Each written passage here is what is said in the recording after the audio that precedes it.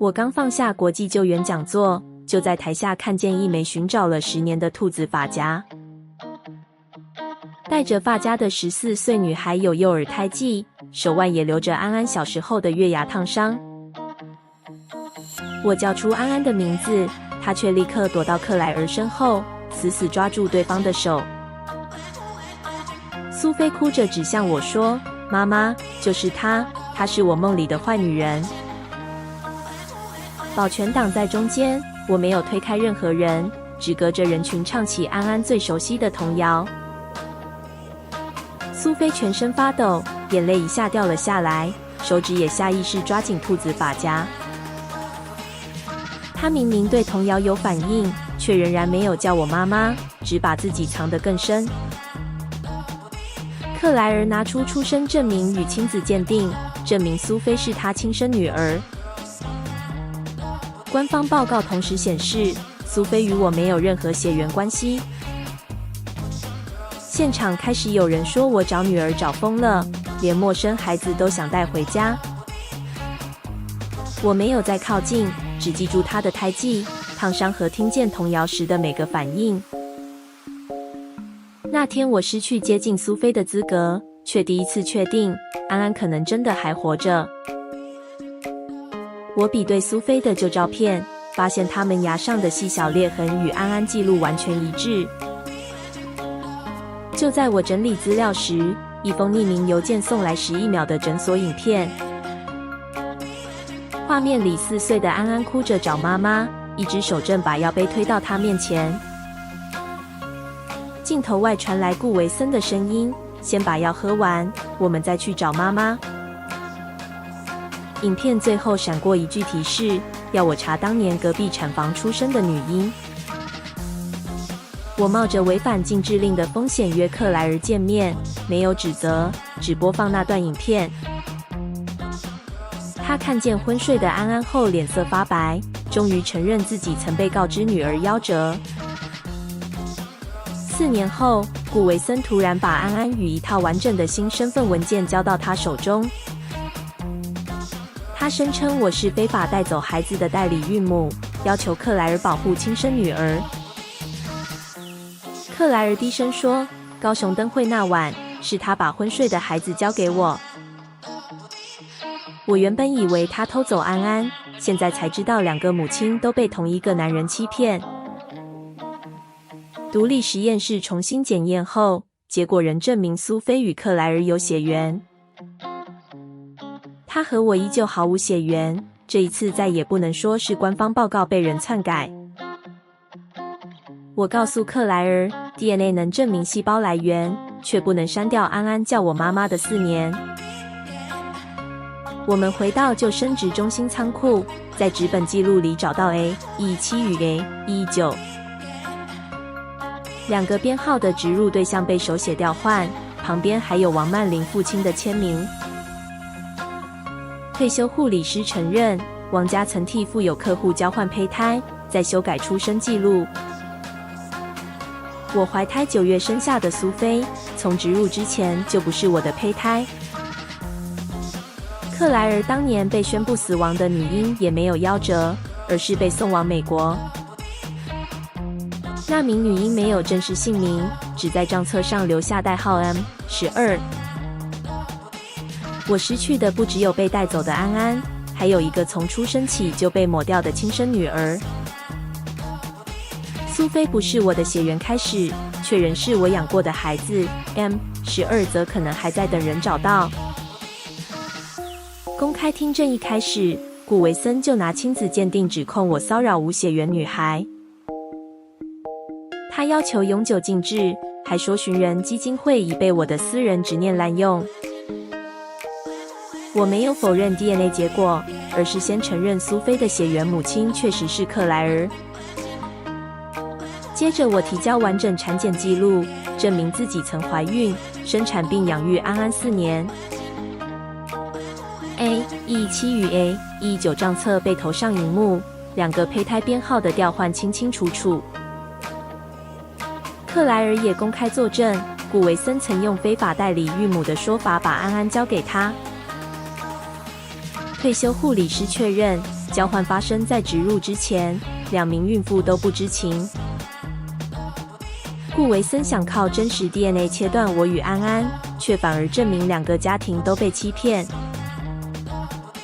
法官撤銷禁制，認定我有權在專業監督下與蘇菲接觸。New Genesis 亞洲資料庫也被命令立即封存，任何人不得刪除記錄。王曼玲的醫療管理權被暫時限制，她第一次失去處理檔案的自由。我用承認沒有血緣的代價，重新取得靠近安安與追查 M12 的資格。顧維森失去第一道資料防線，而我終於能依法打開被封住10年的門。克萊爾從舊收養檔案裡找到 M12， 他在美國使用的名字是米婭。檔案把他標成醫療特殊兒童，沒有正式國籍，也沒有可追溯的出生來源。米婭6歲進入寄養系統，3年換過11個家庭，9歲後徹底失蹤。我回到自己的尋人資料庫，竟在來源異常個案裡看見她8歲的照片。照片裡的女孩黑髮瘦削，眉眼像我，肩上還有一條舊疤。這筆記錄2年前就進入基金會，卻被永久排除在搜尋結果之外。封存理由寫着來源異常，批准人則是 New Genesis 亞洲總監王曼玲。他不只修改孩子的出生，還把米婭從所有尋人系統裡藏了起來。我找回700多個家庭的孩子，親生女兒卻一直躺在我沒打開的檔案裡。我沒有把責任權推給封存者，因為資料進過我的系統，而我沒有看見。M12 終於有了名字和照片，可米婭現在在哪裡，仍然沒有人知道。我在台美調查人員面前撥通顧維森私人電話，開口只問米婭在哪裡。他沒有追問米婭是誰，反而立刻說我不該查到 M12。這句反應已證明他早就知道親生女兒仍活着，也知道她被封存。我故意問他為什麼只帶走安安，留下米婭在寄養系統受苦。顧維森嘲笑我，一個能進富豪家庭，一個只是沒有價值的錯誤。我忍住沒有打斷，讓他繼續解釋自己只是替孩子安排更好的人生。他終於承認，高雄燈會戴帽子帶走安安的男人就是自己。他也承認王曼玲依他的決定封存米婭，避免2個女孩的來源相互連接。調查人員同步保存通話、時間與設備記錄，沒有遺漏他的任何一句話。掛斷電話後，我才允許自己發抖，因為他真的把2個女兒分成了價格。就在這時，一張休士頓廢棄旅館的照片傳到我手機上。寄件人只留下米婭的名字以及一句“不要再找我”。我依坐標找到休士頓廢棄旅館，房間牆上貼滿自己尋回孩子的新聞。每張獲獎照片旁都寫着同一句話：“你找得到所有人，為什麼找不到我？”桌上留着一台舊筆電，米婭錄好的影片在我靠近時自動播放。他說3個月前就用公開基因資料確認我是他的生物學母親。他沒有聯絡，是想知道我能不能不靠他求救，真正從資料裡看見他。米婭列出自己睡過的車站、地下室與寄養家庭，而那幾年我正在領獎。我沒有資格怪他躲着不見，因為他已等了14年，而我才剛開始追。影片最後，他打開一份 New Genesis 非法基因交易目錄，裡面記錄胚胎出售、疾病隱瞞、出生修改與客戶付款代號。米婭告訴我，完整資料庫已被他偷走，顧維森正在全力找他。親生女兒沒有等我救她，反而先握住了能摧毀整個集團的證據。蘇菲主動約我見面，把兔子髮夾放在桌上，卻沒有坐得離我太近。她問我以前真的叫葉安安嗎？聲音小得像怕答案會傷害誰。我沒有拿出賬冊，而是說她4歲以前吃飯、洗頭和睡覺都愛說不要。蘇菲忍不住笑了一下，隨即又哭，因為那個習慣還留在她身上。我沒有碰她，只告訴她，記起安安不代表必須刪掉蘇菲。她可以保留現在的生活，也可以慢慢了解失去的4年，不必立刻選邊。蘇菲問我是否希望她回台灣，我回答，希望她先知道真相再自己決定。她離開前仍只叫我的全名，卻主動問下次是否還能見面。我答應她，只要她願意，我下一次仍會準時出現。手機隨後收到米婭的通知，她要在全球失蹤兒童論壇公開第一批名單。一個女兒開始找回童年，另一個女兒則準備替上千個孩子找回名字。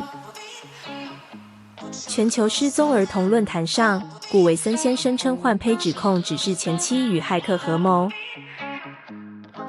他說 New Genesis 所有記錄都受醫療法規保護，外流資料不具可信度。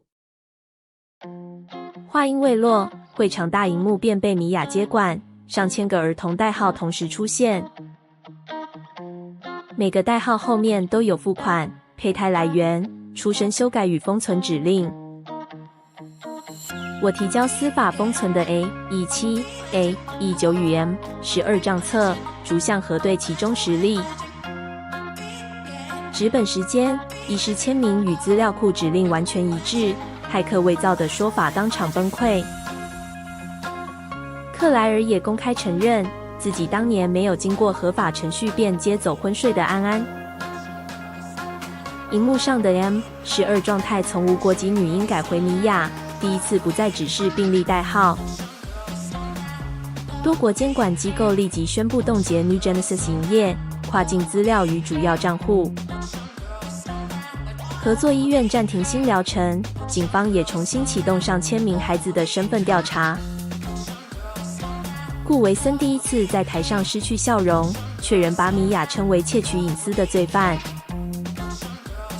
米婭讓上千個被藏起來的名字重回世界，也把自己暴露成第一追捕目標。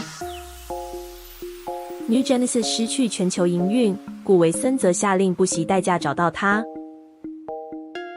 顧維森反過來指控我與米婭非法公開兒童醫療和出生資料。他把追查販運說成侵犯隱私，要求法院立即停止基金會系統。基金會資料庫很快顯示權限暫停，所有搜尋與跨境比對都被終止，主要捐款賬戶也被凍結，連受害家庭的緊急住宿費都無法支付。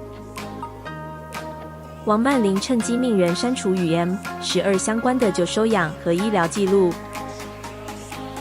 我放棄追查新線索，先把受害者聯絡名單交給獨立律師保存。基金會是我多年建立的力量，現在卻成了顧維森反控我的工具。我剛完成最後一份備份，克萊爾的電話便急促地打了進來。蘇菲放學後沒有回家，校門口只留下那枚兔子髮夾。監視畫面在關鍵時段被切斷，接送記錄也被偽造為家屬提前接走。我剛讓千名孩子被看見，安安卻在我失去系統時第二次消失。顧維森發來視訊，蘇菲與米婭第一次同框，雙手都被限制在倉庫裡。蘇菲抓着空蕩蕩的頭髮，米婭則盯着鏡頭，沒有露出半點害怕。倉庫螢幕顯示24小時倒數，時間結束後資料庫便會自動公開。顧維森要求米婭輸入安全碼，停止完整客戶與交易記錄上傳。米婭冷笑說，她曾稱自己毫無價值，現在卻只能靠它保住公司。倒數讓他不敢立刻傷害米婭，也讓蘇菲暫時成為另一個交換籌碼。我說出米婭影片中的第一層驗證句，謊稱自己知道最終安全碼。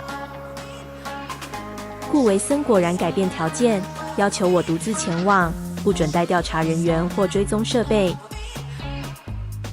視訊反光中閃過港區貨櫃，我只來得及記住一小段編號。他看着兩個女孩說：“交出安全碼後，我只能帶走其中一個。”顧維森再次把孩子變成選擇題，逼我替他證明誰比較值得被救。我答應獨自赴約，只要求倒數期間任何人都不准碰他們。我獨自走進港區倉庫，第一次真正站到米婭面前。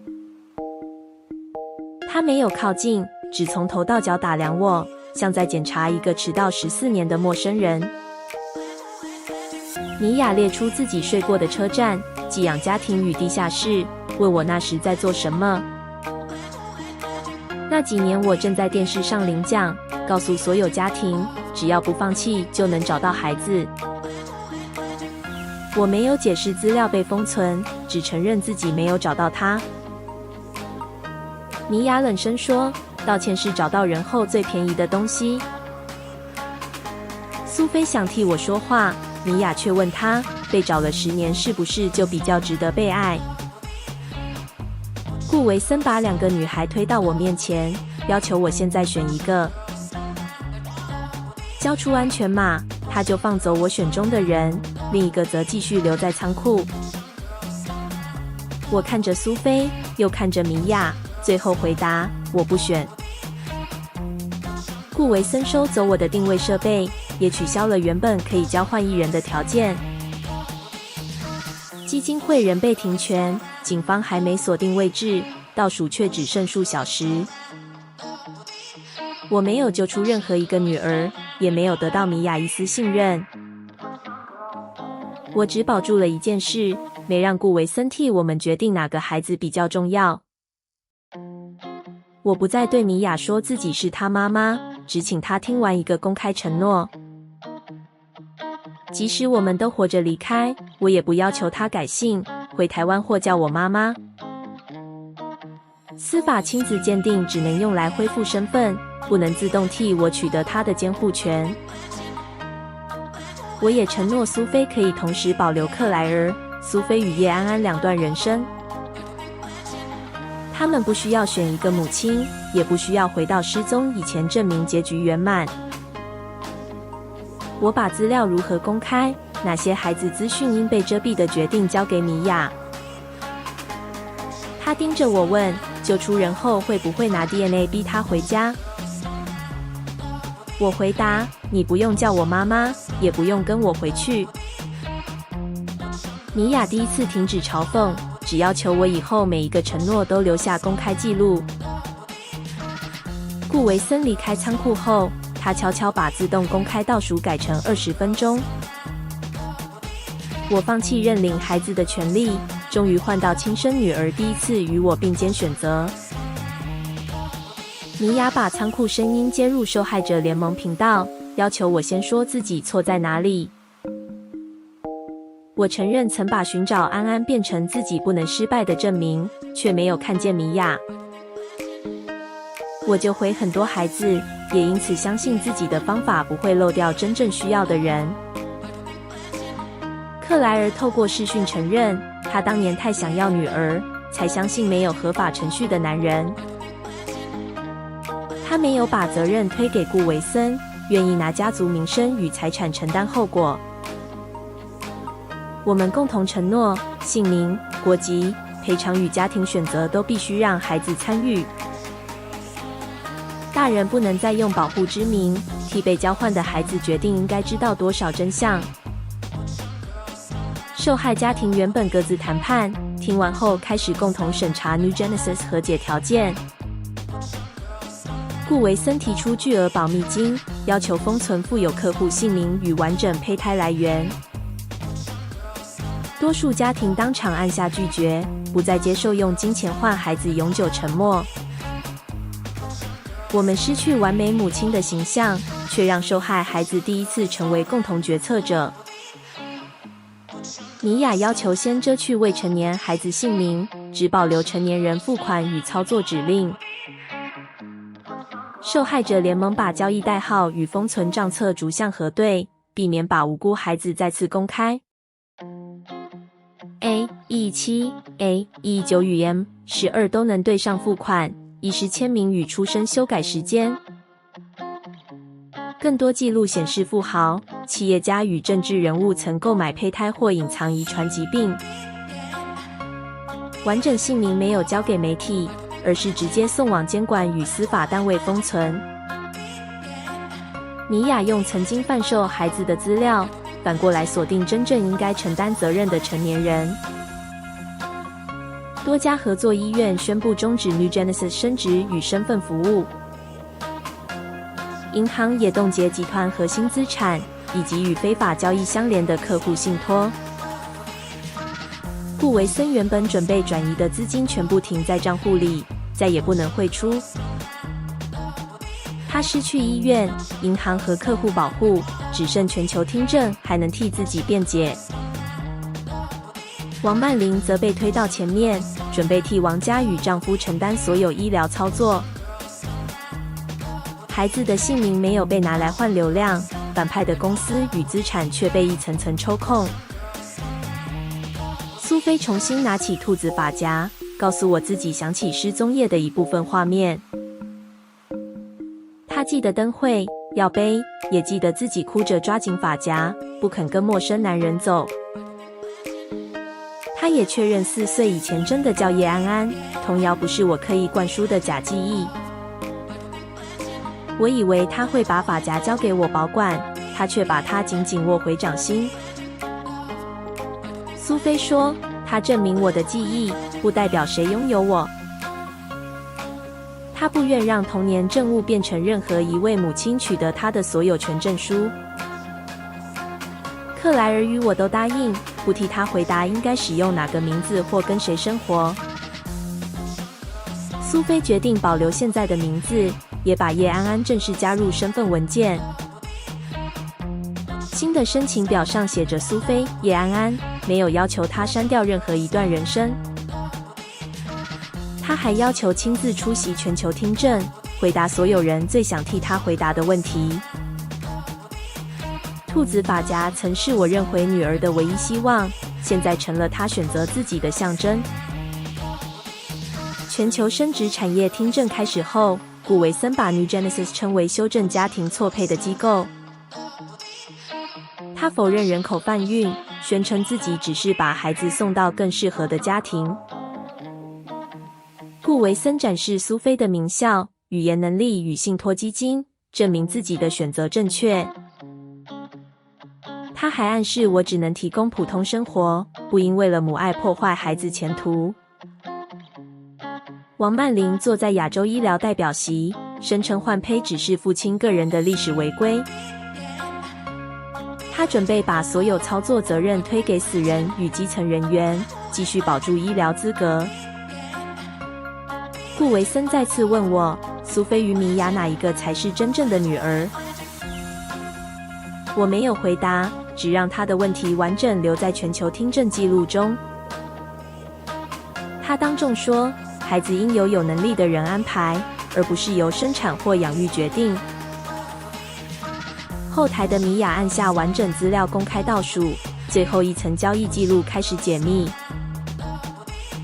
顧維森以為自己正在重建救世主形象，卻親口固定了最致命的辯詞。顧維森再次展示蘇菲的名校與信託，嘲笑我只能給孩子普通生活。蘇菲帶着兔子髮夾走上發言席，王曼玲人坐在醫療代表的位置。米婭先公開完整資料庫，顧維森批准安安轉移與 M12 封存的指令同時出現。多國胚胎交易、客戶付款與出生修改記錄也全部連到他的管理賬戶。顧維森指控資料是駭客偽造，司法封存賬冊立刻被投上主螢幕。A117 17A119 與 M12 的時間，簽名和付款逐項吻合，沒有一筆能被否認。王曼玲把責任推給父親，米婭便播放他批准永久封存與刪除身份的記錄。克萊爾也公開丈夫購買健康胚胎的付款指令，並放棄替家族隱瞞。合作醫院、銀行與政府代表集體撤銷保護，要求 New Genesis 永久解散。顧維森人逼我回答哪個才是真正女兒，我把麥克風交給兩個女孩。蘇菲說夜之下失去她10年，克萊爾養育她10年，她不會刪掉任何一個人。米婭拒絕被 DNA 認領，只要求先恢復姓名、國籍與自行選擇住所的權利。王曼玲的醫療資格與資料權限被收回，所有封存兒童記錄重新開啟。New Genesis 資產轉入受害者基金，顧維森與王曼玲也被調查人員控制。我說，孩子不是誰懷過、誰養過、誰有錢就屬於誰，今天他們只屬於自己。1年後，顧維森因跨國綁架、人口販運與醫療詐欺被判刑。王曼玲失去醫療資格與職位，也為封存、刪除和換胚操作承擔責任。New Genesis 資產成立受害兒童基金，數百名孩子開始恢復姓名與國籍。蘇菲保留2個名字，繼續與克萊爾生活，每週固定和我見面。她回到高雄愛河時，第一次叫我媽媽，隨後又說克萊爾也是媽媽。